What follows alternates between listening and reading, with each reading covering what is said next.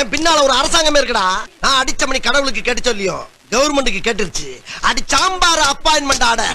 ஒன்னு சொல்றேன், யாராவது என்னை கான்டாக்ட் பண்றாருந்தா www.pitchu.com மெயில் அனுப்புங்க.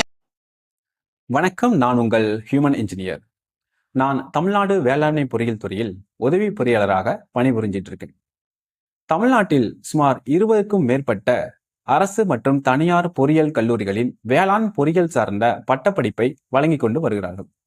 இந்த கல்லூரிகளிலிருந்து வருடத்திற்கு சுமார் 1000 1500 மாணவர்கள் இந்த வேளாண் பொறியியல் பட்டப்படிப்பை முடித்துட்டு வெளியில வராங்க.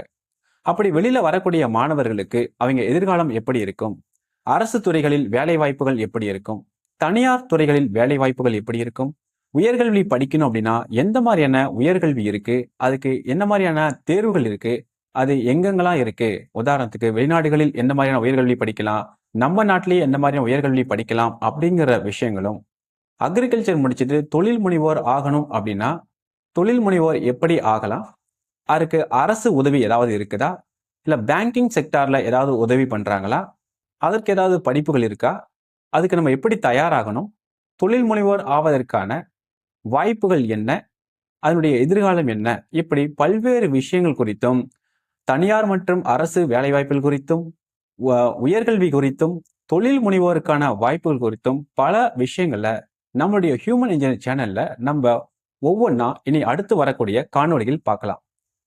அப்படி இனிவரும் அடுத்து வர காணொளிகள் நம்ம என்ன பார்க்கலாம் அப்படின்னா, ஃபர்ஸ்ட் நம்ம என்ன பார்க்க போறோம் அப்படின்னா, இந்த தமிழ்நாடு வேளாண்மை பொறியியல் துறையில உதவி பொறியாளராக பணிபுரியும்னா அதுக்கு என்ன எக்ஸாம் இருக்கு, டிஎன்பிஎஸ்ல என்ன எக்ஸாம் இருக்கு, அதனுடைய சிலபஸ் என்ன இருக்கு, அந்த சிலபஸ்க்கு நம்ம எப்படி தயாராகணும், தேர்வுக்கு எப்படி தயாராகணும், நல்ல முறையில் தேர்வு எழுதி தேர்வில் வெற்றி பெற்று நாமும் தமிழ்நாடு வேளாண்மை பொறியியல் துறையில் உதவி பொறியாளராக எப்படி பணியில் சேரலாம் அப்படிங்கிறத பார்க்கலாம்.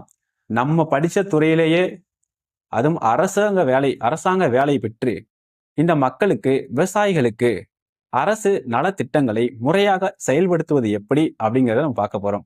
எல்லாருக்கும் ரொம்ப எக்ஸைட்மெண்ட்டா இருக்கும். நம்ம படித்த துறையில இந்த மாதிரி வேலைக்கு சேர்ந்து மக்களுக்கு சர்வீஸ் பண்றங்கிற அந்த உயர்ந்த பணியை செய்யணும் அப்படிங்கிறது எல்லாருக்கும் ரொம்ப ஆர்வமா இருக்கும். அப்படி ஆர்வமா இருக்கக்கூடிய எல்லா இளைஞர்களுக்குமான ஒரு வழிகாட்டியாகத்தான் இந்த காணொலியை நம்ம தொடர போறோம். ஸோ தொடர்ந்து இணைந்திருங்கள். நான் உங்கள் ஹியூமன் இன்ஜினியர். இனிவரும் காணொலியில் தமிழ்நாடு அரசு வேளாண்மை பொறியியல் துறையில உதவி பொறியாளராக பணிபுரிவதற்கான அந்த பாடத்திட்டங்களை பற்றி இனி ஒவ்வொன்றாக பார்க்கலாம். வணக்கம்.